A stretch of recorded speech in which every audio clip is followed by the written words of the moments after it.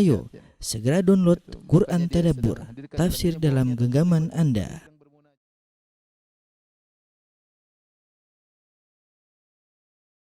Bismillahirrahmanirrahim. Assalamualaikum warahmatullahi wabarakatuh. Alhamdulillahi ala ihsanihi wa syukru lahu ala taufiqihi wa amtinanihi wa asyhadu an la ilaha illallah wahdahu la syarika lahu ta'ziman li sya'nihi wa asyhadu anna Muhammadan abduhu wa rasuluhu da'ila ridwani. Allahumma salli alaihi wa ala alihi wa ashabihi wa ikhwani. Para pemirsa Radio Raja dan Raja TV dimanapun Anda berada, insyaallah pada kesempatan kali ini kita melanjutkan pelajaran kita masih bersama tafsir surat Al-Ahzab. Kemarin kita berhenti pada sepenggal ayat dari surat Al-Ahzab ayat 33, yaitu waqarna fi buyutikunna. Kita akan lanjutkan pembahasan ayat tersebut ya. Insyaallah taala. Allah Subhanahu wa taala berfirman, waqarna fi buyutikunna wala tabarrajna tabarrujal jahiliyatil ula wa aqimna as-salata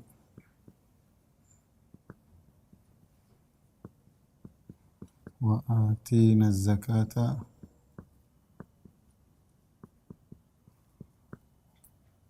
wa ati'na Allah wa rasulah.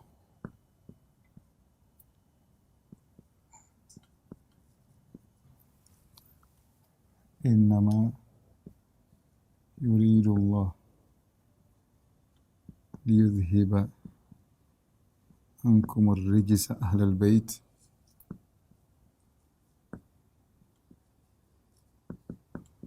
wa yutahhirakum tathira. Baik, kemarin telah kita jelaskan waqarna fi buyutikunna, dan menetaplah di rumah-rumah kalian.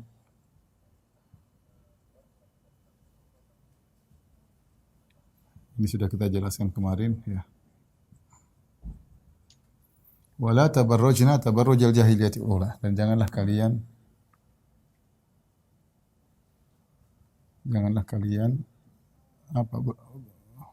apa namanya? Tabarruj. Nanti kita jelaskan makna tabarruj. Sebagaimana tabarrujnya jahiliyah yang pertama.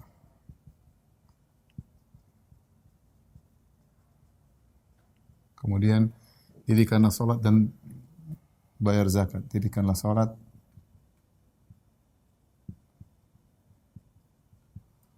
tunaikan zakat. Kemudian wa ati'na Allah wa rasulah, taat kepada Allah dan Rasulnya. Kepada Allah dan Rasulnya. Sesungguhnya innama yuridullahu liyudhhiba ankum rijsa ahlal bait. Ya. Sesungguhnya Allah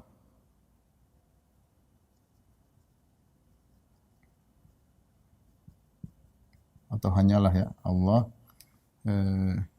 ingin menghilangkan dari kalian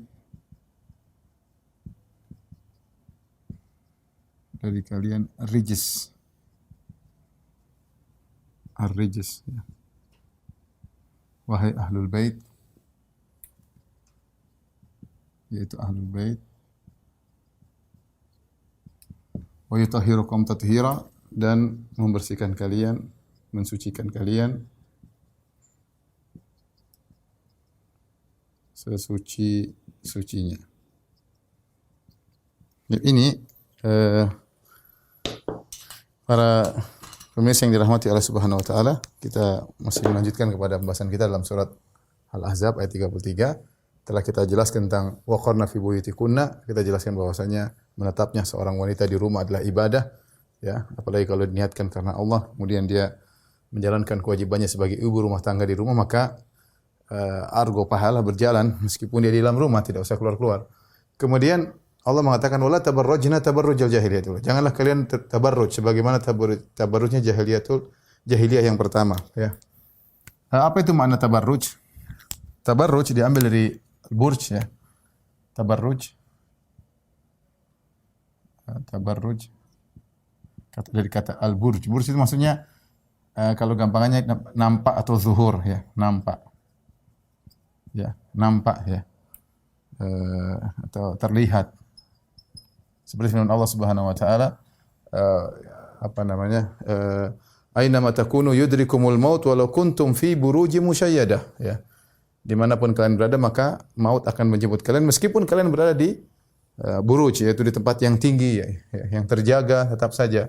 Jadi at-tabarruj maksudnya seorang wanita keluar secara syar'i, ini secara bahasa, secara syar'i yaitu idhar al-mar'ah mahasinaha amama rijal ajanib.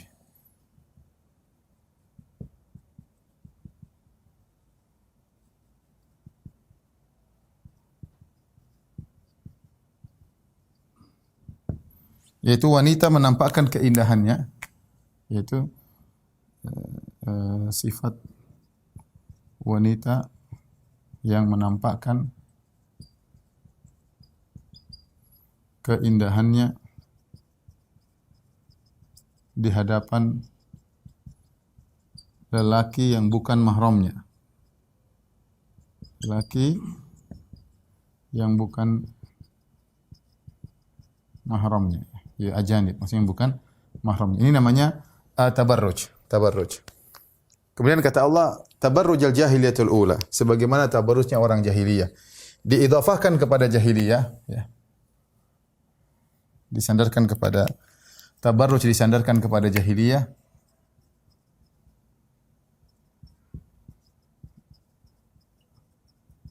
Kepada jahiliyah, karena jahiliyah maksudnya kebodohan. Ya, karena itu perbuatan bodoh. Perbuatan yang merupakan kebodohan. Wanita menampakkan keindahan tubuhnya kepada laki. Kemudian disebut dengan al-ula. Yang pertama, ya, apa maksudnya? Jahiliyah yang pertama, maka ini ada dua pendapat, maksudnya jahiliyah itu bertingkat-tingkat ya, dua pendapat. Yang pertama, jahiliyah itu bertingkat-tingkat kebodohannya. Ada yang tingkatan pertama, ada yang mengatakan jahiliyah maksudnya al-ula di sini, al-ula maksudnya jahiliyah zaman dahulu. Jahiliyah zaman pertama maksudnya zaman dahulu. Para ahli tafsir berselisih, zaman mana yang dimaksud? Ada yang mengatakan jahiliyah yang terjadi setelah Nabi Nuh, zaman Nabi Nuh alaihissalam. Ada yang mengatakan jahiliyah yang terjadi di zaman Nabi tertentu. Sampai ada yang mengatakan jahiliyah yang terjadi di zaman Nabi Ibrahim. Ada yang mengatakan jahiliyah yang terjadi di zaman Nabi Musa alaihissalam. Ya. Intinya, di zaman jahiliyah ini, entah zaman Nabi siapa, yaitu para ahli tafsir sepakat. Maksudnya wanita di zaman tersebut menampakkan keindahannya.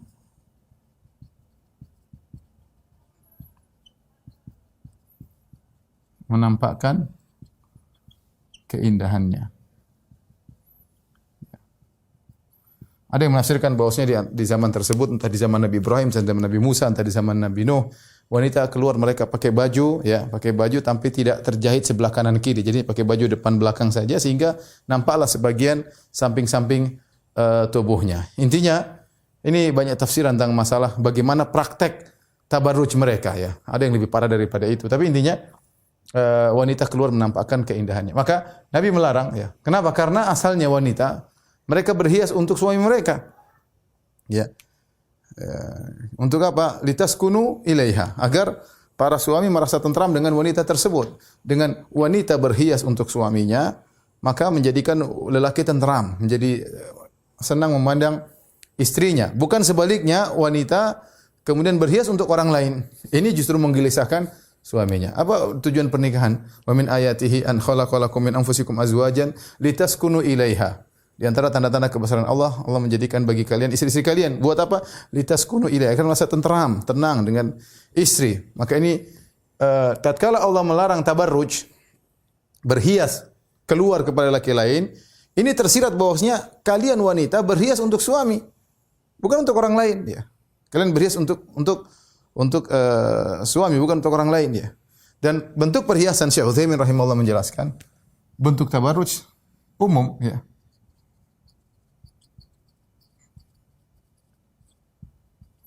Umum ya, mencakup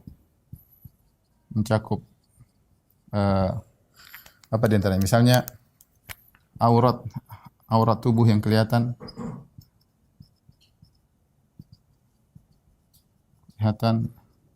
misalnya baju yang tidak syar'i, ya.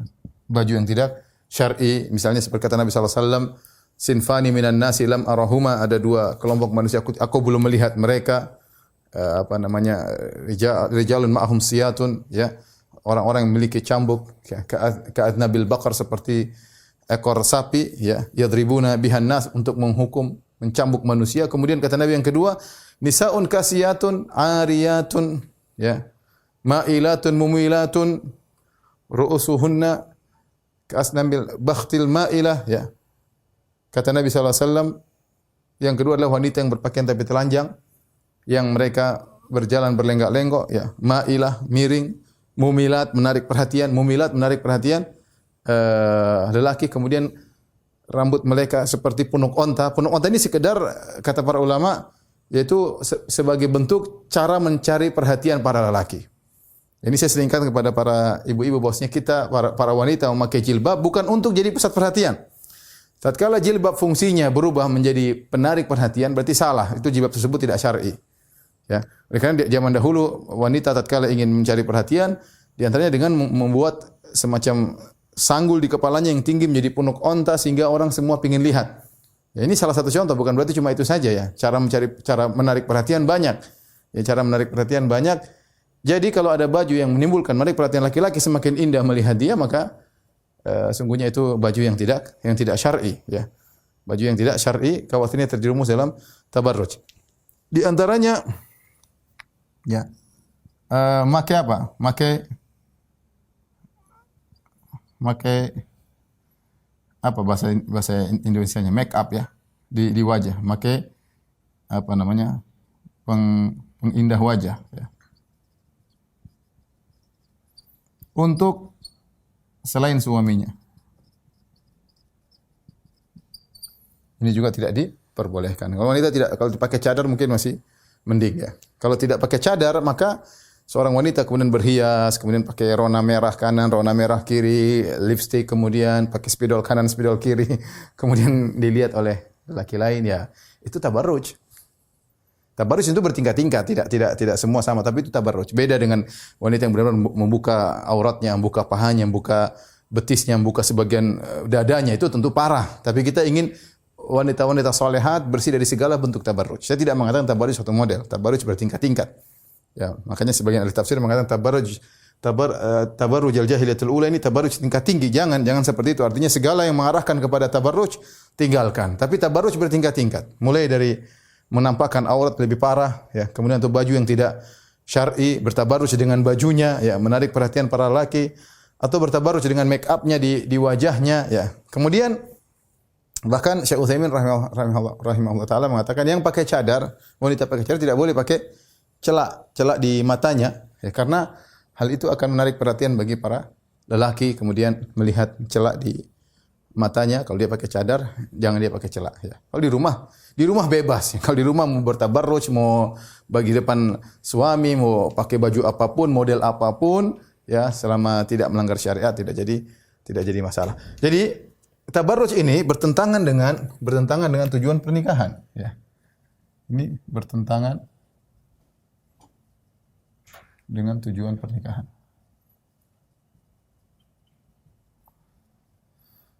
Seharusnya wanita, kalau kita boleh bahasa kita, bertabarruj di depan suaminya harusnya, bukan di luar. Ya. Namun kita dapati sebagian wanita dari wanita-wanita muslimah justru sebaliknya, kalau ingin keluar rumah maka berhias luar biasa. Ketika ketemu suami tidak ada persiapan menyambut suami, ya. Jadi dia bertabarruj untuk orang lain, bertabarruj untuk laki-laki lain. Ini adalah kesalahan fatal, ya. Terkadang sebagian suami bejat juga senang istrinya bertabarruj untuk orang, bahkan disuruh mami berhias dong, malu ketemu dengan kawan-kawan abi ya, kawan-kawan papi misalnya. Ini malah parah, ini suaminya nyuruh dia bertabarruj untuk pamer di hadapan laki-laki lain. Dan ini termasuk kemaksiatan yang masih banyak tersebar di tanah air kita. Kita berusaha memperbaiki pelan-pelan. Masih wanita suka bersolek. Ya. Bersolek bagus, tapi di depan suami, bukan bersolek di hadapan laki-laki lain ya. Apalagi kemudian sudah bersolek, sudah wajah cantik, kemudian masukkan ke Facebook. Wah, mantap lagi. Jadikan status profil WhatsApp. Wah, semua orang bisa lihat. Masya Allah, Masya Allah. Janganlah, pelan-pelan tinggalkan ya. Kalau bisa tinggalkan sekaligus terbaik. Kalau belum mampu pelan-pelan tinggalkan kebiasaan ingin. Apa faedahnya anti dipuji-puji sama laki-laki? Yang paling penting dipuji suami. Kalau semua laki-laki puji tapi suami ngamuk-ngamuk percuma. Percuma, yang penting suami senang, suami puji itu baru terbaik. Meskipun semua laki-laki enggak suka, enggak apa-apa, yang penting suami sayang. Oleh karenanya tabarruj ini bertentangan dengan hikmah daripada pernikahan. Harusnya pernikahan itu namanya pernikahan istri berhias untuk suami, bukan untuk orang lain. Inilah di antara makna wala tabarrajna tabarrujal jahiliyatil ula. Itu jangan kau nampak sebagaimana penampakan orang-orang wanita-wanita terdahulu. Kemudian kata Allah Subhanahu wa taala, wa aqimnas salat. Wa aqimnas salat. Wahai istri Nabi, dirikanlah salat, wa atinaz zakat, dan tunaikanlah zakat, wa ati'na Allah wa rasulah, dan taatlah kepada Allah dan Rasulnya. Setelah itu Allah mengatakan, innama yuridullahu liyudhhiba ankumur rijsa ahlal bait wa yutahhirakum tathira. Ya.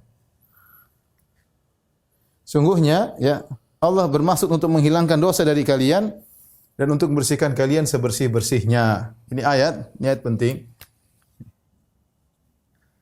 Ini ayat penting ya. Setelah ayat ini Allah berfirman, "Wadhkurna ma yutla fi buyutikunna min ayatillahi wal hikmah, innallaha kana latifan khabira." Setelah ayat ini Allah mengatakan,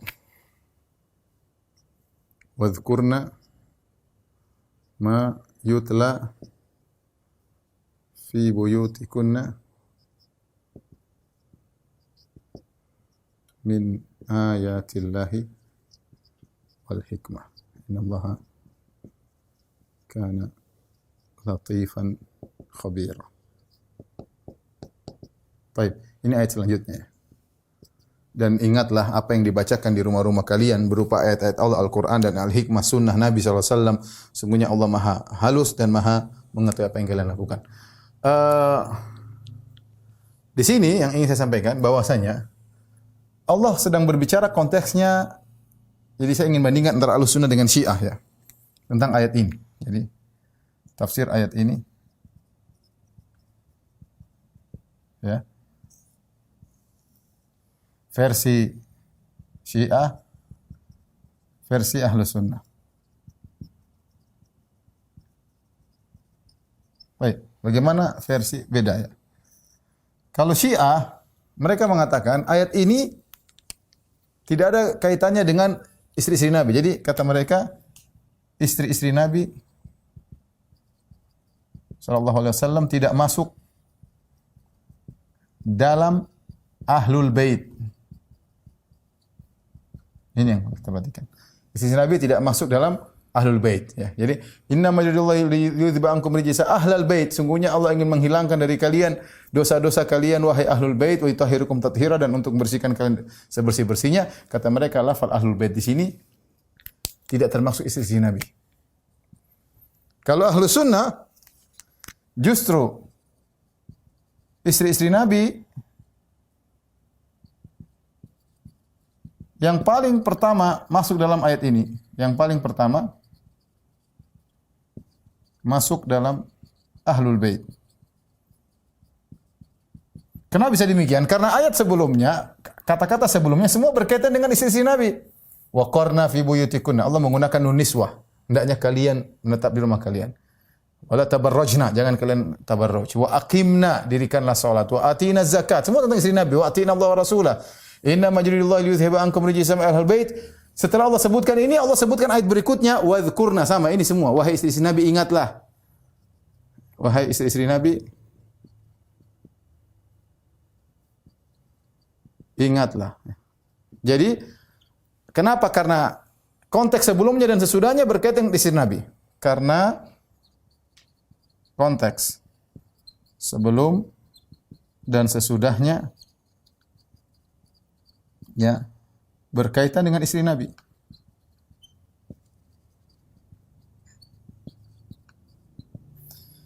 Terus menurut mereka Ahlul Bait siapa? Menurut mereka Ahlul Bait adalah dalam yang disebut dalam hadis kisah. Dalam hadis disebut hadis Al-Kisah, kain ya. Di situ ceritanya Nabi SAW sedang ada hadis diriwayatkan dari dua jalur. Jalur pertama dari Aisyah radhiyallahu anha dalam Sahih Muslim hadisnya sahih. Yang kedua hadis diriwayatkan dari Ummu Salamah. Ya, Ummu Salamah banyak jalan tapi banyak yang dhaif tapi dihasankan oleh sebagian ulama. Adapun dalam hadis Aisyah yaitu Rasulullah SAW memakai kain, kemudian Rasulullah SAW memasukkan dalam kain tersebut ada Ali, ada Fatimah, Rasulullah SAW tutupi mereka dengan kisah dengan kainnya, kemudian Hasan dan Husain. Kemudian Rasulullah SAW membacakan ayat ini, innama yuridullahu liyudhiba ankumur rijsa ahlal baiti wa yutahhirakum tathira. Sungguhnya Allah ingin menghilangkan dari kalian dosa dan mensucikan kalian suci-sucinya. Kata mereka, cuma 4 orang itu sama Nabi 5 orang. Ahlul Bait cuma 5 orang. Siapa?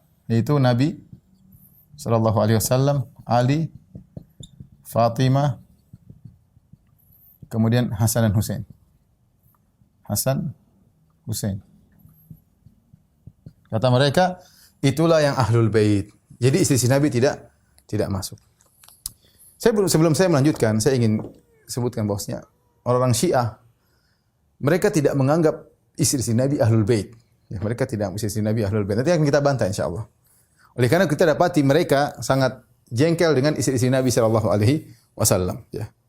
Di antara bukti-bukti mereka jengkel kepada istri Nabi sallallahu alaihi wasallam, pertama mereka menafsirkan ayat yang sudah kita bahas, ayatut takhyir pada pertemuan sebelumnya, ya. Ya ayuhan nabiyyu qul li azwajika in kuntunna turidna hayatad dunya wa zinataha fata'alaina umatti'kunna wa asarrihkunna sarahan jamila. Wa in kuntunna turidna Allah wa rasulahu darul akhirah dan seterusnya. Ayat sebelum ayat ini. Jadi awal dari pembahasan tentang istri Nabi pada pertemuan lalu telah kita jelaskan. Yaitu Allah berkata, wahai Nabi, ya, sampaikanlah kepada istri-istrimu kalau kalian menghendaki kehidupan dunia dan perhiasannya, maka kemarilah aku ceraikan, aku berikan pemberian. Kata mereka, ya, kalau kita sudah jelaskan bahwasanya para istri-istri Nabi waktu itu ingin tambahan nafkah karena mereka tahu Nabi SAW baru dapat ghanimah, dapat fai, dapat harta, sementara sebagian sahabat mungkin memberikan pemberian kepada istri-istri mereka. Namanya ibu-ibu mereka ingin juga, tapi Allah tegur mereka sehingga Allah didik mereka dan jadilah mereka wanita-wanita yang mulia sampai Allah melarang ya ayyuhallaka nisa, tidak boleh bagi engkau wahai Nabi untuk menikahi wanita-wanita setelah ini. Nabi dilarang menikah lagi setelah sisi Nabi yang ada. Meskipun cantik-cantik atau mengagumkan Nabi SAW, Nabi tidak boleh menikah setelah 9 istrinya ini. Sebagai bentuk balasan kepada istri-istri Nabi. Adapun mereka mengatakan orang Syiah. Ayat ini turun kenapa? Karena sebagian istri Nabi, di antaranya Zainab bintu Jahshin. Zainab bintu Jahshin istri Nabi katanya sesumbar mengatakan, memang Muhammad kalau ceraikan kita enggak ada yang nikahi kita, subhanallah. Jadi mereka nuduh Zainab bintu Jahshin mengatakan demikian di hadapan Nabi, bahwasanya kalau kau ceraikan saya silahkan cerai, masih ada laki lain yang mau sama saya. Apakah pantas istri Nabi mengucapkan demikian? Tidak, riwayatnya semua dusta. Enggak benar. Zainab bintu Jahshin yang sangat mulia, yang kata Nabi SAW, awalukunna luhukan bi atwalukunna ba'an. Kata Nabi SAW, di antara kalian istri-istriku yang pertama kali menyusulku adalah seorang yang paling panjang tangannya. Ternyata Zainab, karena dia sangat rajin bersedekah. Nabi puji Zainab, ya. Nabi sangat cinta kepada Zainab sampai ketika hadisatul ifk, bagaimana Aisyah mengatakan Allah menjaga Zainab. Ketakwaannya menjaga dia, ikut campur dalam nimbrung dalam tuduhan-tuduhan tidak benar kepada Aisyah radhiyallahu taala anha, sementara saudarinya Hamnah binti Jahshin ikut menuduh Aisyah melakukan hal yang tidak senonoh, ya. Zainabnya tidak, ya. Zainabnya tidak. Wa hiya allati tusamini inda fil manzila inda Rasulillah. Kata Aisyah, dialah Zainab yang menyayangiku dalam kedudukan di hati Rasulullah sallallahu alaihi wasallam. Zainab wanita yang saleh, rajin beribadah, sangat rajin bersedekah. Makanya istri pertama yang menyusul Nabi adalah Zainab. Kemudian orang Syiah mengatakan Zainab mengatakan, wahai Muhammad, kalau kau ceraikan saya masih ada laki-laki lain yang mau, ya. Ini kebencian mereka. Apalagi kebencian mereka terhadap Aisyah dan Hafsah, ya. Mereka terutama kepada Aisyah. Dua ini, ya. Di antaranya mereka menafsirkan firman Allah Subhanahu wa taala, wa daraballahu mathalan lil ladzina kafaru imra'atan nuh wa imra'atan lut kanata tahta abdaini min ibadina salihaini fa khanatahuma falam yughni anhuma min Allahi syai'a. Kata mereka Allah beri perumpamaan terhadap orang kafir tentang istri Nabi Lut dan istri Nabi Nuh. Kata mereka, ini cuma permisalan. Maksudnya istri Nabi Lut, istri Nabi Nuh maksudnya adalah Aisyah dan Hafsah. Kafir keduanya. Kafir. Kana tahta abadaini min ibadi. Padahal ayatnya jelas beda. Ini ayat berkaitan dengan dua orang, Nuh, Lut. Dua orang. Kemudian kalau ini kan Hafsah dan Aisyah istri Nabi, satu orang aja, suami mereka cuma satu. Jadi mereka maksain ayat, ya. Kemudian kata mereka, kana tahta abadaini min ibadina salihaini fa khanatahuma. Kedua wanita ini berkhianat kepada suami mereka, maksudnya mereka berzina, ya. Dituduh macam-macam oleh mereka. Ini tertulis dalam buku-buku tafsir mereka tentang Aisyah dan Hafsah, ya. Bahkan mereka buat cerita lagi bahwasanya Aisyah setelah peninggalnya Nabi sallallahu alaihi wasallam kemudian dia keluar berjanji sama Thalha. Waliyadzubillah, ya. Kemudian melakukan pernikahan atau melakukan perzinahan sama Thalha bin Ubaidillah yang dijamin surga oleh Nabi sallallahu alaihi wasallam. Intinya mereka orang-orang Syiah ini parah terhadap istri Nabi sallallahu alaihi wasallam, ya. Mereka menuduh Aisyah berzina. Oleh karenanya, karena Aisyah, mereka jengkel Aisyah meninggal dengan tenang, sampai mereka punya akidah namanya akidah raja'ah. Apa itu akidah raja'ah? Akidah raja'ah itu akan muncul imam yang ke-12 dan dia akan imam ke-12 yaitu Imam Mahdi menurut mereka akan membangkitkan para sahabat untuk disiksa sebelum hari kiamat. Namanya raja'ah, yaitu kebangkitan sebelum hari kiamat. Ini akidahnya orang Syiah. Dan mereka meyakini bahwasanya nanti Imam Mahdi ini akan bangkitkan Aisyah dan dia akan dihukum karena dia telah melakukan perzinahan atau karena dia telah melakukan macam-macam kemaksiatan, ya, atau permusuhan terhadap Ali bin Abi Thalib dan yang lainnya, ya. Maka mereka sangat benci kepada istri-istri Nabi sallallahu alaihi wasallam dan kita harus membela, ya. Kita harus membela istri Nabi sallallahu alaihi wasallam. Bahkan dalam sebagian hadis Rasulullah SAW mengatakan orang yang membela istri-istri Nabi disebut as-sadiqul bar, ya, itu orang yang berbakti. Ya, seakan-akan kita disuruh bela istri-istri Nabi seperti kita berbakti kepada ibunda kita sendiri, ya. Oleh karenanya mereka mengeluarkan istri-istri Nabi dari konteks ayat ini. Padahal ayat ini jelas berkaitan istri-istri Nabi sallallahu alaihi wasallam, ya. Istri Nabi. Mereka berdalil dengan hadis apa? Dengan hadis Al-Kisa. Hadis ini tadi saya bilang yang diriwayatkan siapa? Aisyah yang riwayatkan tentang hadis ini. Yang sanad yang sahih dalam Sahih Muslim yang riwayatkan hadis Kisa adalah Aisyah radhiyallahu taala anha, yang mereka kafirkan, yang mereka katakan pezina, yang mereka tuduh yang macam-macam. Dia yang meriwayatkan hadis tentang hadisul Kisa. Demikian juga diriwayatkan sebagian dari Ummu Salamah yang istri Nabi juga yang dianggap bukan ahlul bait, ya. Ini yang benar bahwasanya ahlul bait di sini adalah termasuk istri-istri Nabi sallallahu alaihi wasallam yang masuk lebih utama. Apa dalilnya bahwasanya yang dimaksud ahlul bait adalah istri-istri Nabi sallallahu alaihi wasallam? Ya, dalilnya banyak, ya. Dalil, ya. Baik secara bahasa, secara urf maupun secara dalil, ya. Secara bahasa sampai sekarang orang menggunakan secara bahasa ya, ahlu rajul, ya. Yaitu apa? Zaujatuhu. Ini secara bahasa. Secara urf juga demikian. Sampai sekarang orang mengatakan ahluk maksudnya istrimu. Ahluka, istrimu, keluar, istrimu. Kemudian dalil juga dalam Al-Quran digunakan. Dalam Al-Quran secara dalil, ya. Dalam Al-Quran Allah menyebutkan ahal maknanya adalah istri.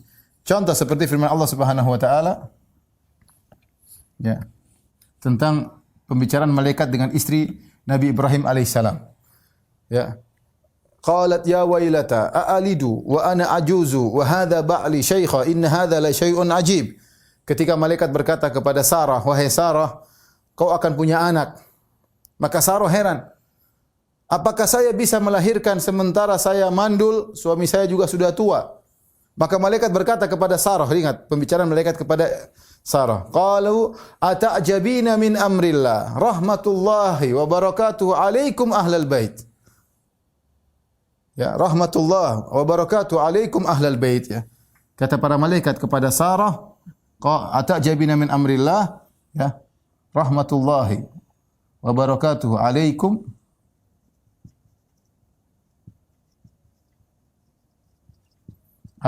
ahlal bait. Perhatikan, di sini malaikat bicara dengan Sarah dengan mengatakan ahlul bait dengan menggunakan kalimat kum alaikum ahlul bait. Kepada kalian wahai ahlul bait. Jelas ahlul bait maksudnya Sarah dan ini maksudnya istri Nabi Ibrahim alaihissalam. Demikian dalam ayat yang lain surat Al-Qasas, falamma qada Musa al-ajala wa sara bi ahlihi ana min janibi turi nara. Ya. Kata Allah dalam surat Al-Qasas tentang Nabi Musa, ya. Falamma qada Musa al-ajala wa sara bi ahlihi. Ketika Musa selesai membayar maharnya di kota Madian, dia pun berjalan bersama ahli istrinya. Ahli di sini maksudnya apa? Istrinya. Ahl maksudnya istri dalam Al-Quran. Contoh lagi seperti perkataan apa namanya istrinya Imratul Aziz kepada suaminya. Ma jaza'u man arada bi ahlika su'an. Bagaimana menurutku suamimu balasan terhadap orang yang ingin keburukan bagi istrimu? Ya. Ma jaza'u man arada bi ahlika su'an.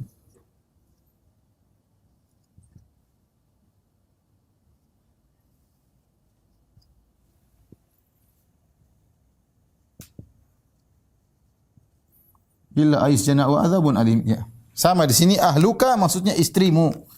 Jelas sekali al-ahl maknanya istri. Ini dalam hadis Nabi sallallahu alaihi wasallam. Jadi ahlul bait adalah istri. Ini kalimat pertama yang dimaksud dengan ahlul bait adalah istri. Kemudian juga dalam Rasulullah SAW pernah masuk ke rumah Aisyah dan mengatakan assalamualaikum ahlal bait. Ya. Rasulullah SAW pernah bersalam mengatakan istrinya dengan ahlul bait. Kemudian juga dalam salawat kita kan salawat Ibrahim ya, kita bilang Allahumma shalli ala Muhammad wa ala alihi. Ya. Ya. Kama shallaita ala Ibrahim wa ala ali Ibrahim. Allahumma shalli ala Muhammad wa ala ali Muhammad kama shallaita ala Ibrahim wa ala ali Ibrahim innaka Hamidum Majid wa barik ala Muhammad wa ala ali Muhammad kama barakta ala Ibrahim wa ala ali Ibrahim innaka Hamidum Majid.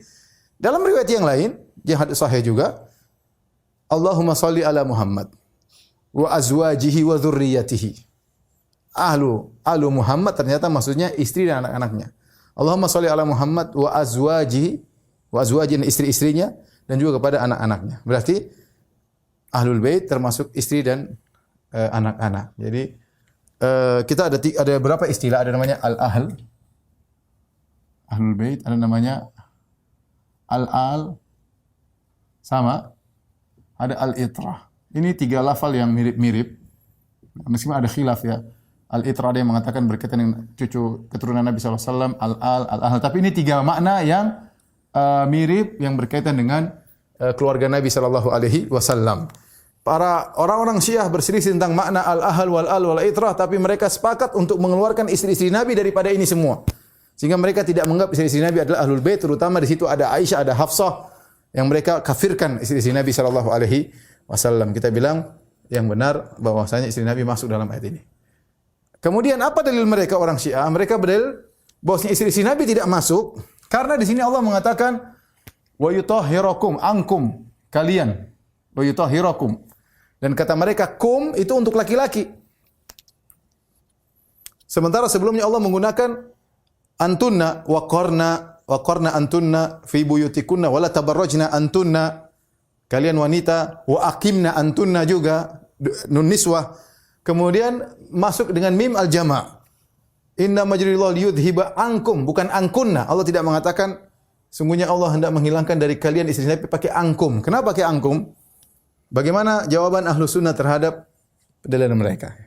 Sehingga mereka mengatakan ini ayat, kata mereka ini ayat, Allah masukkan di luar konteks ya. Jadi meskipun sebelumnya tentang istri Nabi, setelah istri Nabi, ini ayat mereka masukkan di tengah-tengah.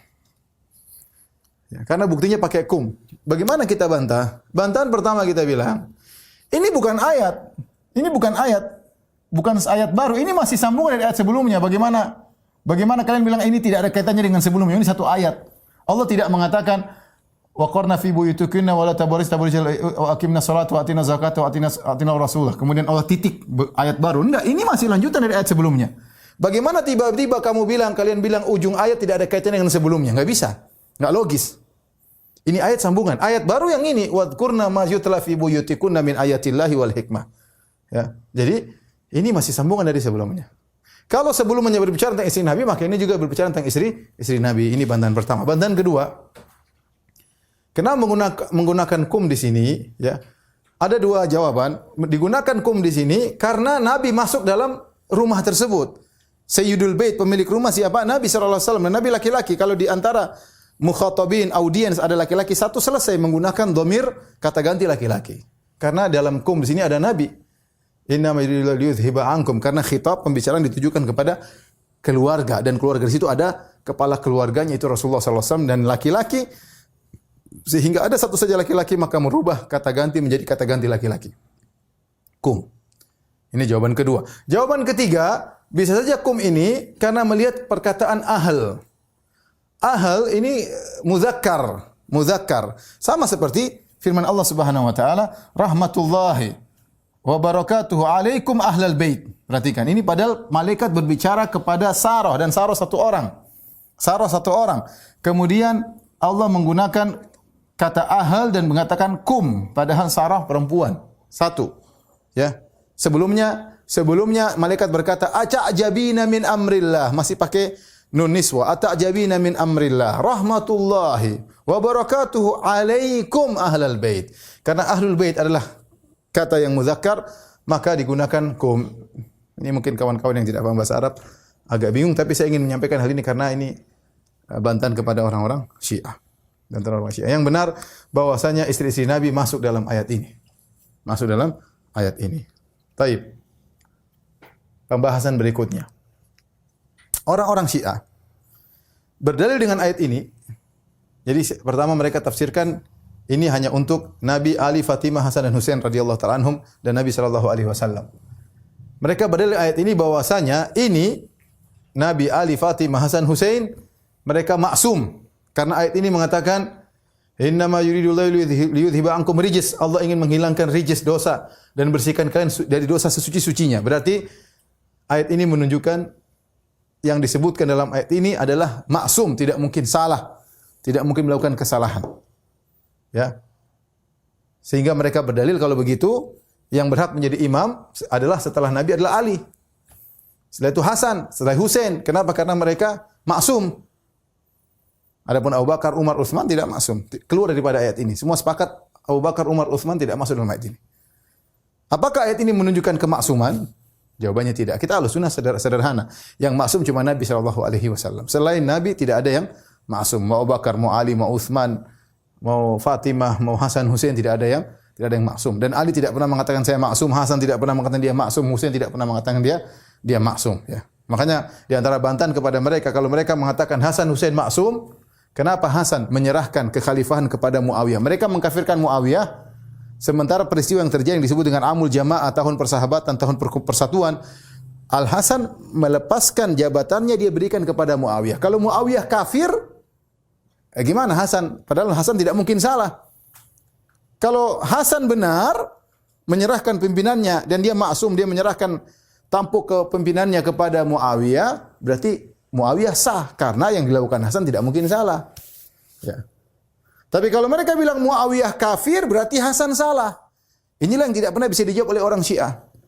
Kalau mereka mengatakan Hasan maksum, Al Hasan radhiyallahu anhu, berarti perbuatan Hasan memberikan kekhilafahan kepada Muawiyah benar. Berarti Muawiyah tidak kafir. Bagaimana mungkin seorang memberikan kekhilafahan kepada orang kafir?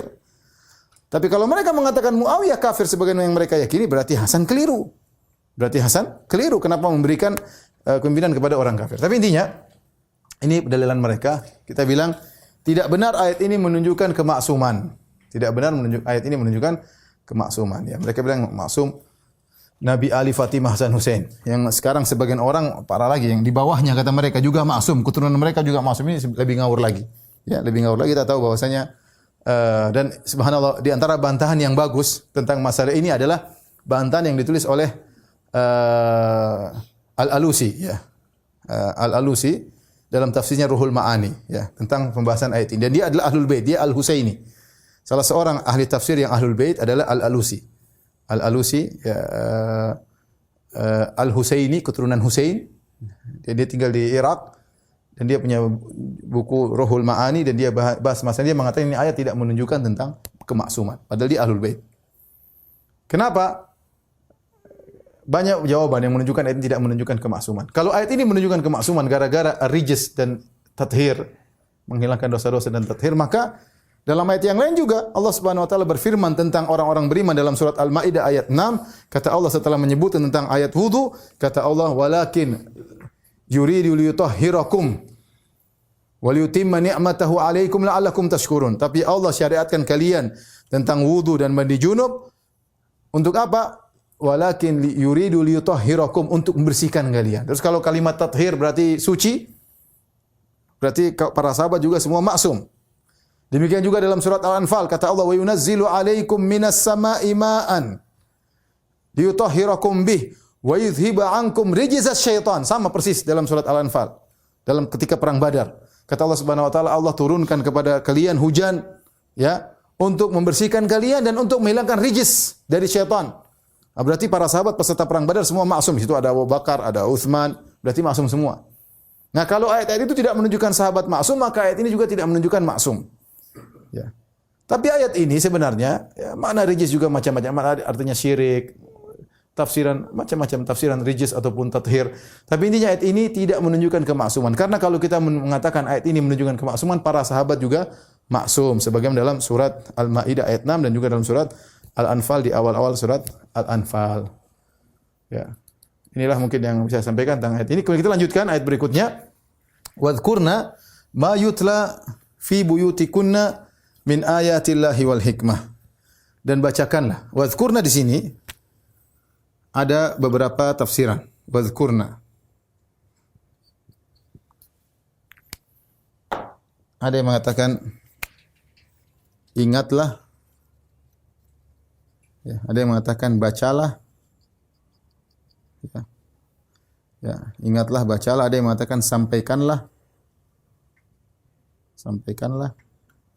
Ya.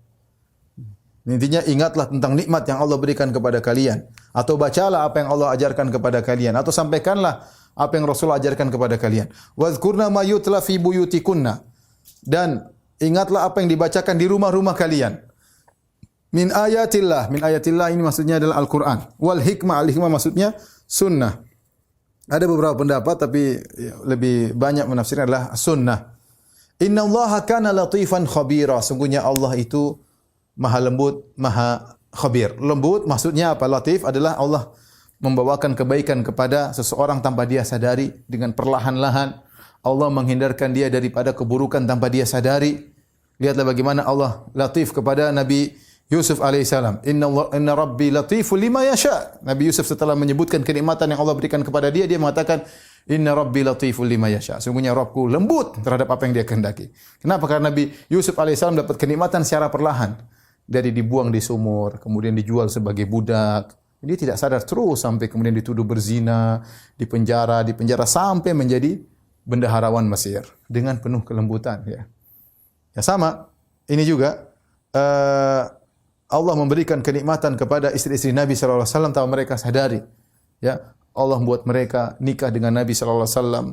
Allah kemudian menjadikan mereka menemani Nabi sallallahu alaihi wasallam dengan kesusahan payahan hidup bersama Nabi sallallahu alaihi wasallam. Itu semua kebaikan bagi mereka yang tidak didapatkan oleh wanita-wanita yang lain. Jadi antaranya juga nikmat mendengar Al-Quran, mendengar sunnah Nabi sallallahu alaihi wasallam. Allah suruh mereka ingat tentang nikmat-nikmat yang Allah berikan kepada mereka. Allah tutup innallaha kana latifan. Allah latif, maha lembut, memberikan kebaikan kepada kalian wahai istri-istri Nabi tanpa kalian sadari. Khabiran, dan Allah maha mengetahui tentang apa yang kalian lakukan secara detail.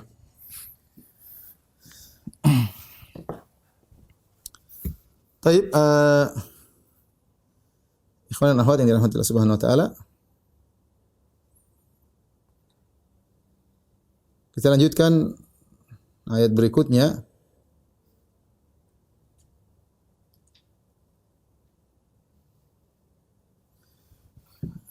Ayat ke-35. Setelah itu Allah berfirman, "Innal muslimina wal muslimat." Sungguhnya lelaki mukmin dan lelaki muslim dan wanita-wanita muslimah. Sebagian ulama seperti Thahir bin Ashur dan juga Syekh Sa'di rahimahullah dalam tafsir mereka, yaitu mungkin para wanita-wanita bertanya, Allah sudah sebutkan tentang istri-istri Nabi, terus bagaimana dengan kami, para wanita-wanita selain istri-istri Nabi? Maka Allah turunkan ayat-ayat yang menyebut tentang para wanita.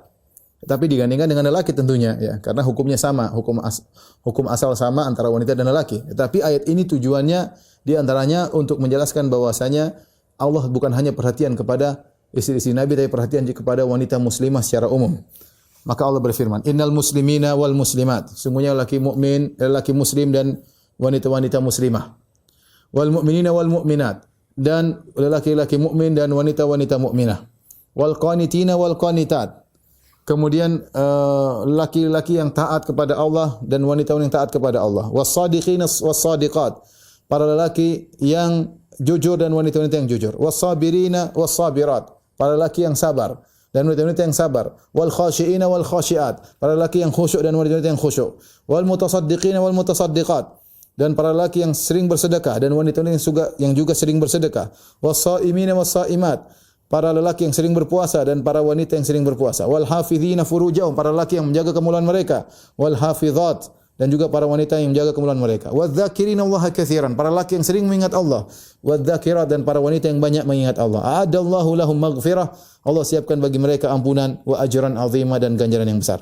Tapi ayat ini tafsir paling ringkas yang paling bagus adalah tafsirnya Syekh Sa'di rahimahullahu taala.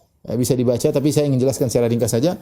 Bagaimana ayat ini, ayat 35 mencakup seluruh amal saleh. Mencakup seluruh amal saleh. Pertama, al-muslimin berkaitan Islam. Islam berkaitan amalan zahir. Islam berkaitan amalan zahir. Yaitu seakan-akan Allah berfirman, sungguhnya para lelaki yang melakukan amalan-amalan zahir dan para wanita yang melakukan amalan-amalan zahir. Kemudian wal mu'minin wal mu'minat berkaitan dengan iman, amalan batin. Sungguhnya para lelaki yang melakukan amalan batin, karena iman berkaitan amalan batin. Kalau digabungkan dengan Islam, maka iman berkaitan dengan amalan batin, Islam berkaitan dengan amalan zahir. Seperti rukun Islam, rukun iman, rukun Islam zahir, rukun iman berkaitan dengan amalan batin. Dan para lelaki yang mukminin yang melakukan amalan batin, wal mukminat yang melakukan amalan-amalan batin, banyak amalan-amalan batin ya. Kemudian wal qanitin wal qanitat. Al qunut yaitu dawam ta'ah ya. Yaitu ketaatan sambil tunduk kepada Allah Subhanahu wa taala, seperti firman Allah, wa qumu lillahi qanitin. Berdirilah kalian dalam salat dengan khusyuk. Tenang dan khusyuk, tenang tunduk kepada Allah Subhanahu wa taala. Jadi al-qanitin wal qanitat bukan cuma sekedar dawamu ta'ah, bukannya hanya sekedar sering taat, tapi dengan ketundukan kepada Allah Subhanahu wa taala. Ya, melakukan amalan zahir, melakukan amalan batin, taat kepada Allah. Was-sadiqina was-sadiqat. Sekarang sadiqin sadiqat berkaitan dengan lisan, jujur. Lelaki-laki yang jujur, wanita-wanita yang jujur ya. Meskipun jujur terkadang terasa berat, tapi ingat as-sidqu manja, bahwasanya kejujuran adalah keselamatan. Banyak orang menyangka kebohongan menyelamatkan, tapi dia hanya menyelamatkan secara semu. Yang benar adalah kejujuran yang menyelamatkan. Ya, was-sabirin was-sabirat. Lelaki yang bersabar, sabar dalam jalan ketaatan, sabar dalam tertimpa musibah, dan sabar meninggalkan kemaksiatan. Demikian juga wanita yang sabar dalam jalan ketaatan, sabar dalam meninggalkan kemaksiatan. Hati ingin nonton inilah, ingin drama Korea, nonton ini, ingin dengar musik, dia tahan tidak mau, ya. Kemudian sabar tatkala terkena musibah. Ini juga amalan hati. Ya. Wal khashi'in, dan khusyuk. Wal khashi'at, lelaki yang khusyuk, wanita yang khusyuk. Ya. Terutama dalam salat ya. Kemudian wal mutasaddiqin, yang bersedekah. Ini berkaitan berkaitan orang lain. Memberi amal mutaaddi, memberikan manfaat kepada orang lain. Lelaki yang bersedekah, wanita juga yang bersedekah. Ya. Was-saimin, was-saimat. Dia melakukan amalan antara dengan Allah Subhanahu wa taala. Ya, menahan lapar dan dahaga karena Allah. Baik puasa wajib maupun puasa sunnah. Para wanita juga puasa wajib maupun puasa sunnah. Was-saimat, para wanita yang suka puasa. Wal hafizina furujahum, yang menjaga kemaluannya agar tidak terjerumus dalam kemaksiatan, juga amal soleh. Wal hafizat, demikian juga para wanita yang menjaga dirinya tidak terjerumus dalam perzinahan, dan juga menjaga dirinya agar tidak masuk dalam hal-hal yang menjerumuskan dalam perzinahan. Baik tontonan, baik chattingan, baik sentuhan, baik pembicaraan, semua yang bisa mengantar perzinahan dia jaga dirinya. Wadz-dzakirina Allaha katsiran, yang banyak mengingat Allah Subhanahu wa taala. Sering berzikir kepada Allah ketika dia berdiri, ketika dia berbaring, ketika dia duduk, ketika dia pesawat, ketika dia sedang berjalan, ketika dia di atas motor, ketika mungkin sebagian wanita sedang masak, dia berzikir kepada Allah. Jangan lupa zikir-zikir yang utama seperti zikir pagi petang, zikir setelah salat. Saya ingatkan kepada ibu kalau habis salat jangan langsung lihat HP, zikir dulu. Zikir pagi petang. Apalagi kalau dia bangun malam, kata Nabi sallallahu alaihi wasallam, ya, tentang suami yang membangunkan istrinya salat malam atau istri yang membangunkan suaminya salat malam, idza shallaya jami'an Kutiba minadz-dzakirinallaha katsiran wadz-dzakirat. Kalau ternyata pasangan suami istri salat bareng, tidak usah banyak-banyak, mungkin salat 5 rakaat, 3 rakaat dicatat oleh Allah termasuk lelaki yang banyak mengingat Allah dan wanita yang banyak mengingat Allah. Dan ini amalan yang spesial. Sampai kalau Nabi mengatakan kalau mereka berdua bangun salat bersama dicatat termasuk dzakirinallah dzakirat ya. Apa ganjaran bagi mereka? Ini mereka mengumpulkan semua kebaikan. Amalan zahir, amalan hati, semuanya mereka lakukan. Taat dalam beribadah. Jujur amalan lisan, jujur. Sabar dalam musibah. Khusyuk dalam beribadah, sedekah bantu orang lain, puasa, menjaga kemaluan, menjaga pandangan, menjaga pendengaran. Kemudian banyak mengingat Allah Subhanahu wa taala. Kata Allah, "Adallahu lahum maghfiratan wa ajran 'azima." Allah siapkan bagi mereka maghfirah. Maghfirah di sini datang dalam tanwin, yaitu nakirah untuk litakzim. Mereka mendapatkan ampunan yang besar. Dalilnya di antaranya digandingkan dengan ajran azimah. Seakan-akan Allah mengatakan, "Adallahu lahum maghfiratan 'azimatan wa ajran 'azima." Allah siapkan bagi mereka ampunan yang besar dan ganjaran yang besar. Karena dalam Al-Quran sering Allah datangkan dengan tankir, dengan tanwin, tapi maksudnya untuk pengagungan. Wallahu a'lam bishawab. Ini yang saya sampaikan. Demikian saja kajian kita para ikhwan dan akhwat yang dirahmati Allah Subhanahu wa taala, pemirsa TV Raja dan Radio Raja di mana Anda berada. Insyaallah kita dipertemukan kembali oleh Allah dalam kesempatan berikutnya masih dalam tafsir surah Al-Ahzab. Kurang lebihnya saya mohon maaf. Subhanakallah bihamdika asyhadu an la ilaha illa anta astaghfiruka wa atubu ilaik. Assalamualaikum warahmatullahi wabarakatuh.